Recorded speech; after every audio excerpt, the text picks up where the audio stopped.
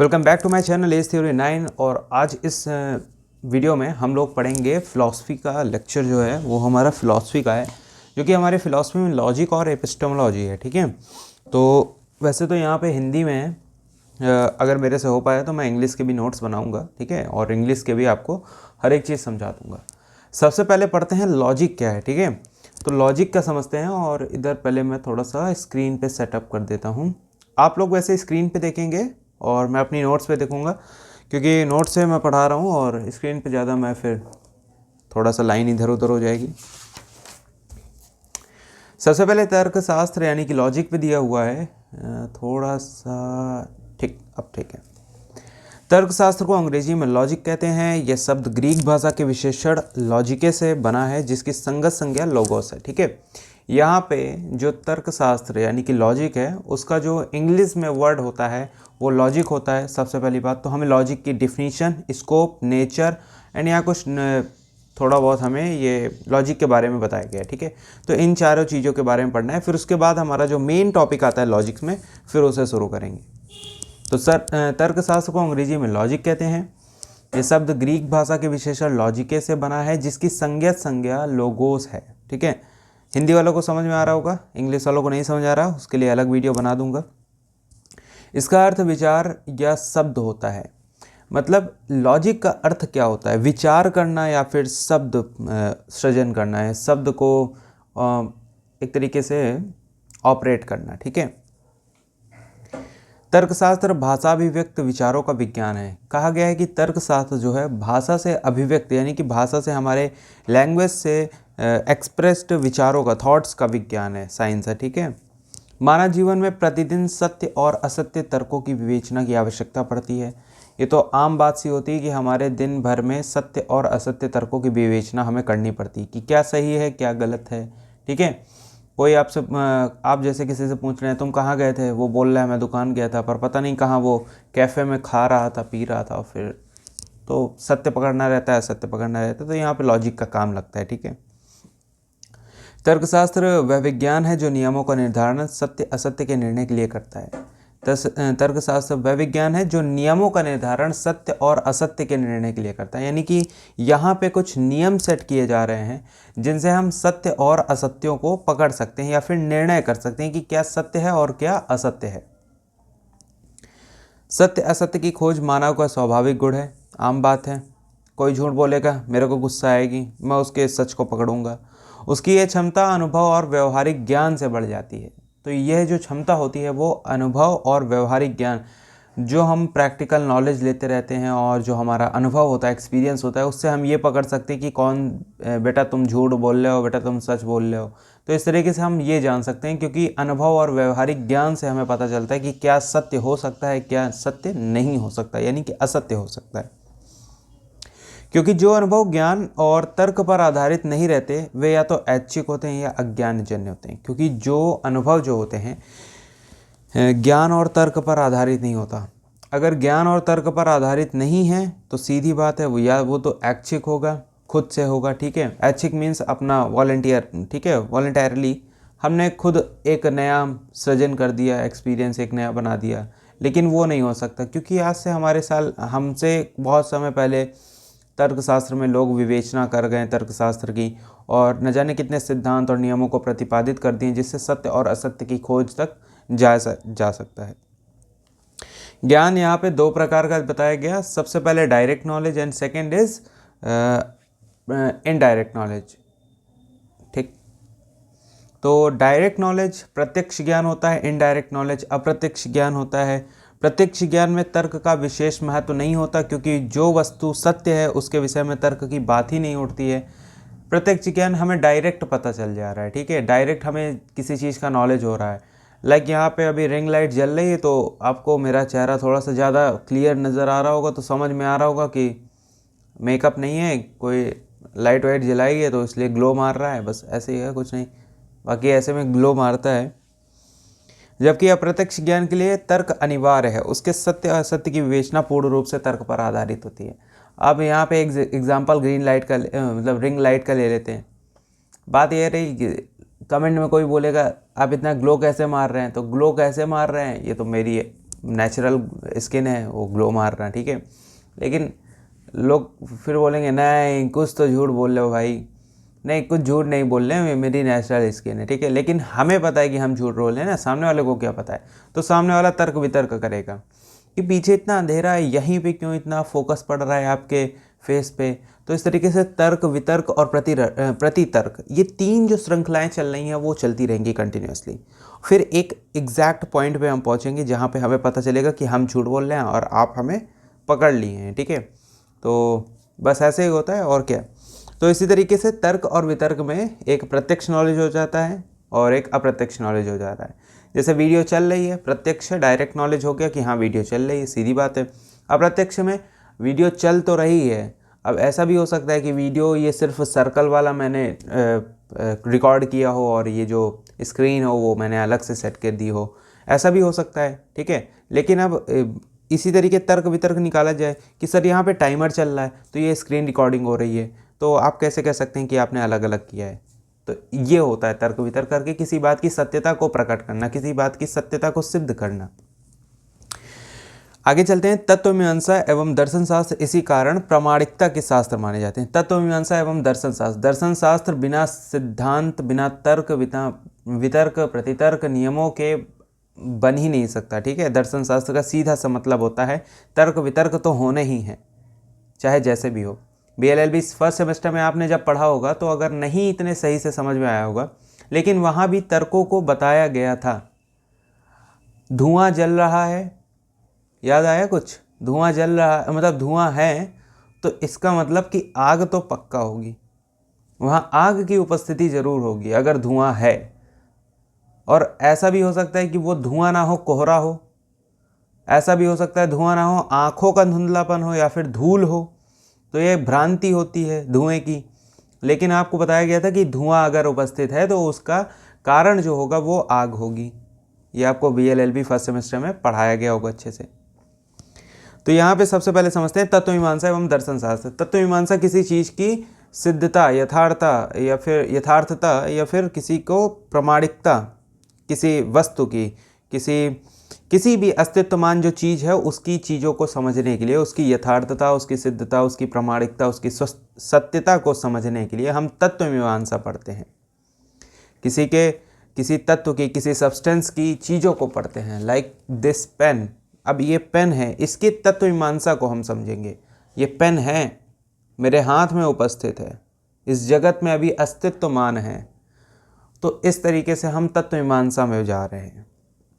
दर्शन शास्त्र के अंतर्गत तो हमारा सभी कुछ आ जाता है, लॉजिक भी आ जाता है, एपिस्टेमोलॉजी भी आ जाता है, तत्व मीमांसा, ज्ञान मीमांसा और तर्क शास्त्र, ये सब आ जाता है, ठीक है। नीति शास्त्र ये भी आ जाता है, अधिनीति शास्त्र ये सब आ जाता है, और एथिक्स वगैरह आ जाता है। एथिक्स तो नीति शास्त्र ही होती है इंग्लिश से।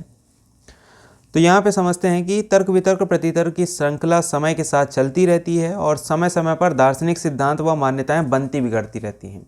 कुछ समय पहले कोई मान्यता चलती रही होगी और कुछ समय बाद वो मान्यता बिगड़ गई होगी, अब कोई नई आई होगी।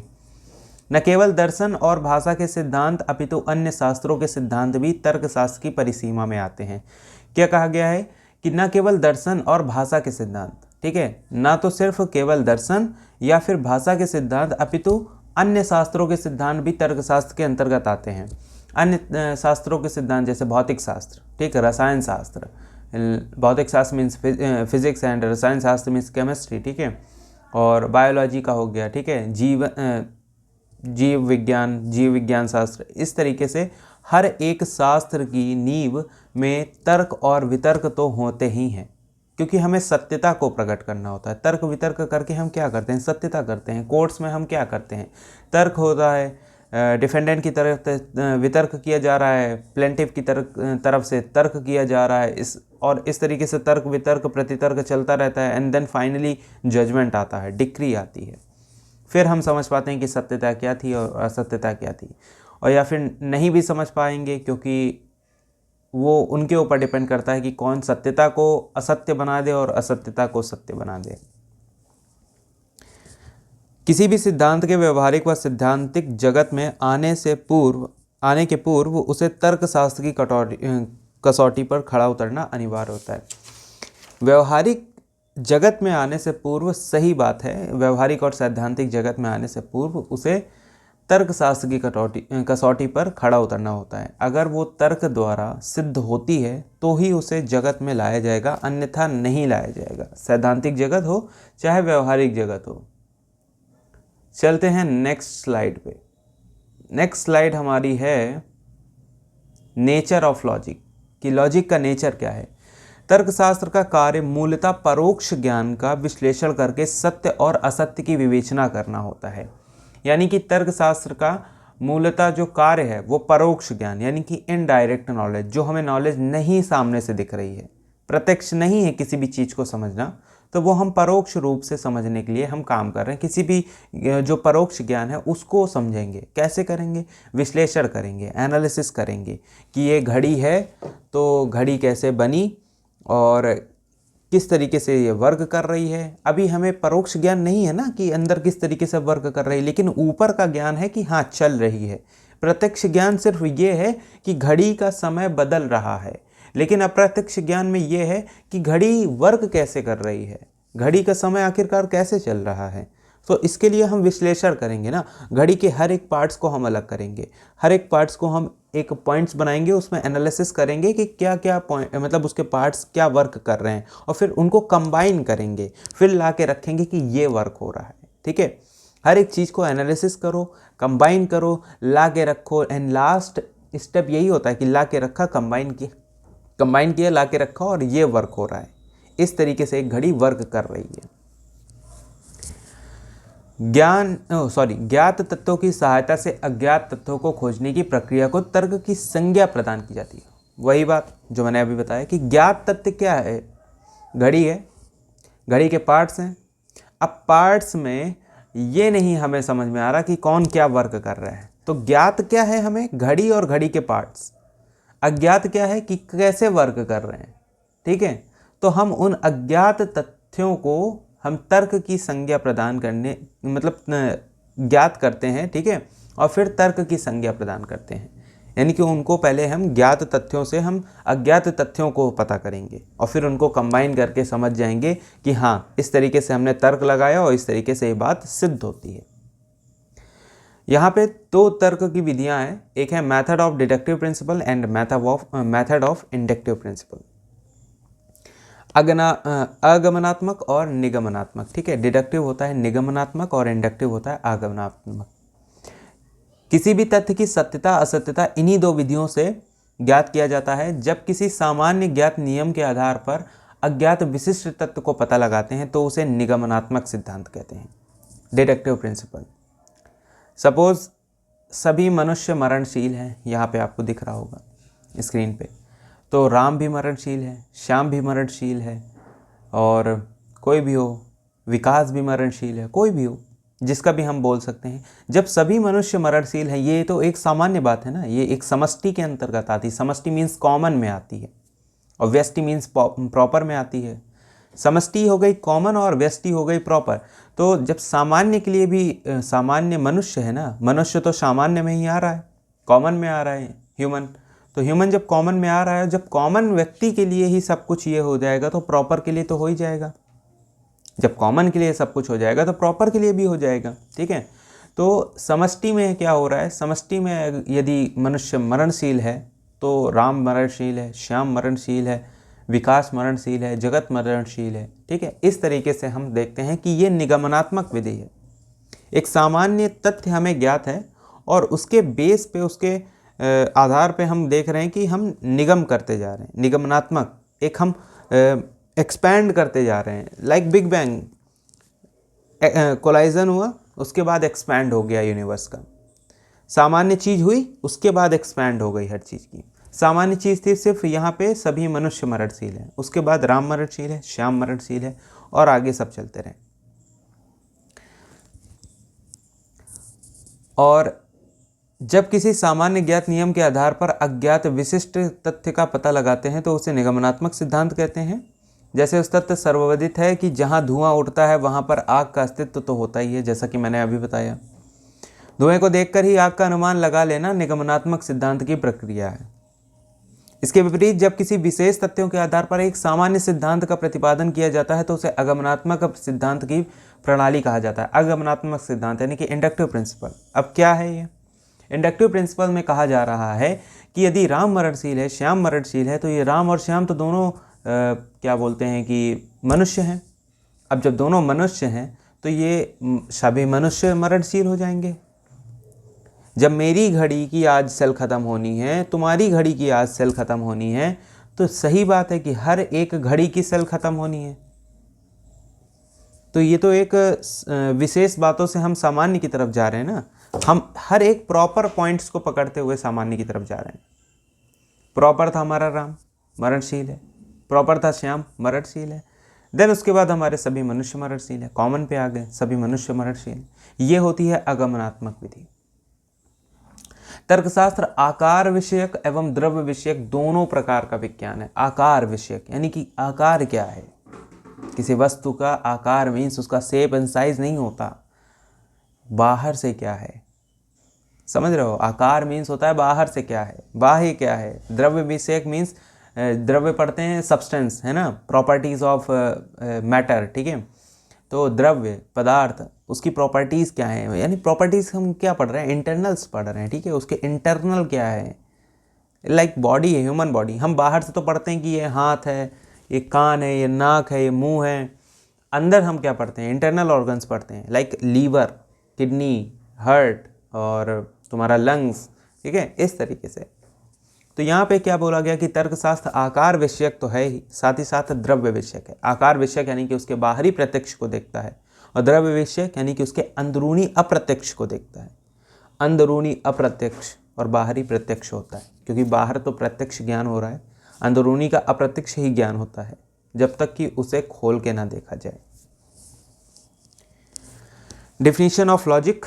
तो डिफिनीशन ऑफ लॉजिक तो बड़ा सा आसान सा है, इसमें ज़्यादा कुछ समझाने के लिए तो है नहीं। वैसे डिफिनीशन ऑफ लॉजिक तो आपको समझनी पड़ेगी कि एल्ड्रिच के अनुसार तर्कशास्त्र तर्क की कला है, व्हेटली के अनुसार तर्कशास्त्र तर्क की कला एवं विज्ञान है। ये दोनों ही परिभाषाएं अपूर्ण हैं, क्योंकि एल्ड्रिच ने इसे सिर्फ तर्कशास्त्र की कला कहा है और व्हेटली ने तर्कशास्त्र को तर्क की कला और विज्ञान तो कहा, लेकिन इन दोनों परिभाषाओं में केवल क्रियात्मक पक्ष ही स्वीकार किया गया। कला भी एक क्रियात्मक पक्ष है और विज्ञान भी एक क्रियात्मक पक्ष है, ठीक है। सिद्धांत पक्ष की उपेक्षा की है। कौन से? सिद्धांत पक्ष की, प्रिंसिपल्स की उपेक्षा की गई है। तथा ये तर्कशास्त्र का संबंध केवल तर्क से बताते हैं, जबकि तर्कशास्त्र में कुछ ऐसे भी विषय हैं जिन्हें तर्क के अंदर रखा ही नहीं जाता, फिर भी उनका विवेचन तर्कशास्त्र में किया गया है, जैसा परिभाषा, विभाग, वर्गीकरण आदि। परिभाषा, विभाग और वर्गीकरण आदि। परिभाषा हम आगे समझेंगे किस प्रकार से अलग अलग परिभाषाएं होती हैं, परिभाषाओं के प्रकार होते हैं, वो कैसे हर एक चीज़ समझी जा सकती है, ठीक। टॉमसन के अनुसार तर्कशास्त्र विचार के नियमों का विज्ञान है। तर्कशास्त्र विचार के नियमों का विज्ञान है। जो हमने थॉट्स किए हैं, जो भी हमारे मन में थॉट्स आए हैं, उनके नियमों का विज्ञान, वो कैसे नियम बना रहे हैं, उनका विज्ञान, उनको समझना, ठीक है। हमारे थॉट्स कैसे आ रहे हैं, उनको समझना। स्क्रीन थोड़ी सी क्लोज करता हूँ, हाँ। स्पेल्डिंग के अनुसार तर्कशास्त्र अनुमान का सिद्धांत है। ये तो सिर्फ तर्कशास्त्र अनुमान का सिद्धांत बता रहे हैं कि तर्क में क्या है, सिर्फ हम एक अनुमान ही तो लगा रहे हैं, क्या पता इसकी सत्यता है या नहीं। तो हम तर्क भी एक अनुमान के ही हिसाब से कर रहे हैं। कोर्ट्स में आर्ग्यूमेंट्स होते हैं सिर्फ अनुमान के हिसाब से, वहाँ पे लेकिन फैक्ट्स भी आते हैं, विटनेसेस भी आते हैं, प्रूफ्स भी आते हैं, DW, CW और PW ये सब आते हैं, ठीक है। इरविन एंड कॉपी के अनुसार, इरविन M. कॉपी जो है, इनकी एक logic, an introduction to logic एक बुक है जो इंग्लिश में आती है, अप्रॉक्स 700 to 800 के आसपास है। वो आपको अगर इंग्लिश में पढ़नी तो आप ले सकते हैं। तर्कशास्त्र सत्य तर्क को असत्य तर्क से पृथक करने में प्रयुक्त होने वाले सिद्धांतों और विधियों का अध्ययन है। अब इन्होंने कुछ बात कही है दम वाली, कह रहे हैं कि सत्य तर्क को असत्य तर्क से पृथक करने का, ठीक है। तो सबसे पहले यहाँ पे है सत्य तर्क को असत्य तर्क से पृथक करने का, ठीक। प्रयुक्त होने वाले सिद्धांतों और विधियों का अध्ययन है। अब बात कही गई है कि यहाँ पे सत्य क्या है और असत्य क्या है, उन दोनों को अलग किया गया है, लेकिन किन के बेस पे? उन सिद्धांतों के बेस पे जो तर्क द्वारा आए हैं, ठीक है, उन सिद्धांतों के बेस पे जो तर्क द्वारा आए हैं, तब हम सत्यता को अलग और असत्यता को अलग कर पा रहे हैं, दोनों में यथार्थता ढूंढ पा रहे हैं, वास्तविकता ढूंढ पा रहे हैं। Scope of logic, John Stuart Mill. तर्कशास्त्र ऐसी बौद्धिक क्रियाओं का विज्ञान है जो प्रमाण के आकलन में उपयोगी है और यह ज्ञात सत्य से अज्ञात सत्य की ओर बढ़ने की प्रक्रिया के साथ साथ उन सभी बौद्धिक क्रियाओं पर विचार करता है जो उनके सहायक होते हैं। ठीक, जैसे कि ज्ञात सत्य क्या है कि हमारी दो आंखें हैं, एक नाक है, एक मुंह है, दो कान है, ये ज्ञात सत्य है। अज्ञात सत्य क्या है? अज्ञात सत्य क्या है कि क्या हमारे पास एक ही दिल है, क्या हमारे पास दो ही लंग्स हैं। आज के समय की बात नहीं कर रहा, आज तो सबको पता है। कुछ साल पहले जब नहीं पता था लोगों को कि अंदर क्या है, वो तो अज्ञात सत्य था ना, कि अंदर क्या है। बाहर तो सब कुछ खोज रहे हो, अंदर क्या खोज रहे हो तुम अपने? जब अंदर ही नहीं देख पा रहे हो तो क्या बाहर देख पाओगे कुछ? जिस व्यक्ति ने अंदर देख लिया उसने सब कुछ देख लिया ना। अंदर के सत्य को जानना, दैट इज़ वाई फिलॉसफी पढ़ने वाले थोड़े से पागल हो जाते हैं। जैसे मेरी बातें सुन रहे होगे आप, पागल नहीं होते हैं, उनको वास्तविकता पता चलती है। फिलॉसफी अगर पढ़ना है कुछ ढंग से तो आप VLLB फर्स्ट सेमेस्टर की ढंग से एक बार फिर से फिलॉसफी पढ़ना, बुक मेरे से बुक पता कर लेना कौन कौन सी खरीदनी है, फिर उनको पढ़ना, समझ में आ जाएगा, दिमाग खुल जाएगा, जितने पुर्जे बंद होंगे सारे खुल जाएंगे। तो साइड की बात है, यहाँ पे समझते हैं।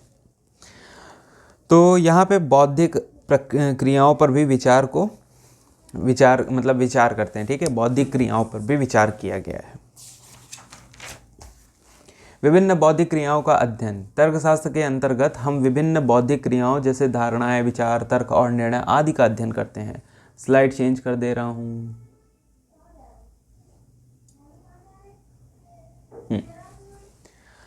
तो यहाँ पे रहा जो हमारी स्क्रीन पे लिखा हुआ है कि तर्कशास्त्र के अंतर्गत हम विभिन्न बौद्धिक क्रियाओं जैसे धारणाएं, क्या हमारी धारणाएं, हम क्या विचार करते हैं, क्या तर्क करते हैं, क्या निर्णय देते हैं आदि का अध्ययन करते हैं ना। क्या धारणाएं थी, विचार क्या किया, तर्क क्या दिया और निर्णय क्या किया। इस तरीके से विभिन्न बौद्धिक क्रियाओं का अध्ययन हो रहा है तर्कशास्त्र के अंतर्गत। साक्ष्यों के मूल्यांकन में अपेक्षित क्रियाओं का अध्ययन। अब जितनी अपेक्षित क्रियाएं हैं, रिक्वायर्ड जितनी भी क्रियाएं हैं, उनका मूल्यांकन करेंगे, ठीक है। मतलब साक्ष्यों के मूल्यांकन में, यानी कि जितने भी हमारे पास प्रूफ आ रहे हैं, ये चीज़ होती है, वो चीज़ होती है। निगमनात्मक पद्धति में हमें जाना है, आगमनात्मक पद्धति में हमें कुछ प्रमाण सिद्ध करना है।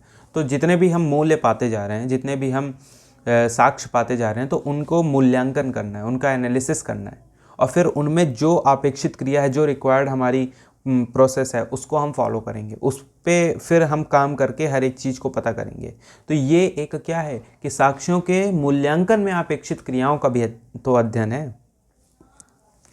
ज्ञात से अज्ञात तथ्यों पर पहुंचने की क्रियाओं का अध्ययन। तर्कशास्त्र ज्ञात से अज्ञात तथ्य की तरफ पहुंचने की क्रियाओं का अध्ययन है, जो कि मैंने पहले ही बता दिया है, इसमें अभी समझाने की ज़रूरत नहीं है। और वैसे ही हम निगमनात्मक और आगमनात्मक पद्धतियों को यहाँ पे देख पा रहे हैं, ठीक है। जैसे निर्मल एक विवेकशील है, निर्मल एक मनुष्य है, अतः सभी मनुष्य विवेकशील हैं, ये होती है आगमनात्मक, ठीक। निगमनात्मक में सभी मनुष्य विवेकशील हैं, निर्मल एक मनुष्य है। अब जब निर्मल एक मनुष्य है और सभी मनुष्य विवेकशील हैं तो निर्मल विवेकशील है, सीधी बात है। पहले हमने सभी मनुष्यों को विवेकशील बता दिया और मनुष्यों के अंतर्गत तो निर्मल भी आ गया, तो निर्मल एक मनुष्य है। तो अब बात रही कि निर्मल तो एक विवेकशील भी होगा ना। वैसे ही ठीक है, यहाँ पे आगमनात्मक पद्धति में निर्मल एक विवेकशील है, ठीक, और मनुष्य विवेकशील होते हैं। निर्मल एक मनुष्य है तो सभी मनुष्य विवेकशील होते हैं। यहाँ पे दो चीज़ें आती हैं, ठीक है। एक होता है प्रेमिस यानी कि आधार वाक्य, एक होता है कंक्लूजन यानी कि हमारा निष्कर्ष। दो हमारे होते हैं प्रेमिसेस और तीसरा जो होता है वो होता है कंक्लूजन। और ये पूरी जो बनती है ये एक आर्ग्यूमेंट्स युक्ति बनती है, ठीक है। जो 3 लाइन की बन रही है वो हमारी आर्ग्यूमेंट है यानी कि युक्ति है। जो ऊपर के फर्स्ट 2 लाइन्स हैं वो हमारे प्रेमिसेस हैं एंड जो लास्ट वन है वो हमारा कंक्लूजन यानी कि निष्कर्ष है। कि हम क्या निष्कर्ष में पा रहे हैं, निगमनात्मक में हो चाहे आगमनात्मक में हो। और लास्ट में आर्ग्यूमेंट जो होता है वो वैध या अवैध होता है। ठीक है, आर्ग्यूमेंट्स वैध अवैध होते हैं, उनमें जो ये लाइंस वगैरह लिखी होती हैं, जो आर्ग्यूमेंट्स में 3 लाइन है, वो असत्य या सत्य होती हैं। ठीक, आर्ग्यूमेंट्स वैध एवं अवैध होते हैं। ठीक है, अब वैध और अवैध, वैलिड और इनवैलिड, और सत्य और असत्य में अंतर होता है। इसके लिए हम पढ़ेंगे नेक्स्ट चैप्टर जो कि हमारा nature of argument in logic. यहाँ पे हम समझेंगे कि किस प्रकार से कोई लॉजिक वैध होता है, अवैध होता है, या फिर उसके अंतर्गत जो पंक्तियाँ होती हैं वो सत्य और असत्य होती हैं। ठीक है, तो चलते हैं फिर इसी के साथ नेक्स्ट वीडियो में आप मुलाकात होगी सीधे। और ये रहा मेरा फिलॉसफी का लेक्चर जो कि अब ख़त्म हो चुका है। ऑलमोस्ट 25 मिनट्स मैंने ले चुके हैं, और एंड सेकेंड्स तो चल ही रहे हैं। ठीक है, तो टेक केयर, बाय बाय, नमस्ते। और इसी तरह के अपनी फ़िलासफ़ी के लेक्चर को पढ़ते रहिए और ध्यान से पढ़िएगा, क्योंकि फ़िलासफ़ी अगर आपको एक बार समझ में आ गई तो दिमाग भी खुल जाएगा, साथ ही साथ आगे प्रोग्रेस भी अच्छी कर लेंगे। ठीक, तो टेक केयर, बाय बाय, नमस्ते। और क्या, और पढ़ते रहिए।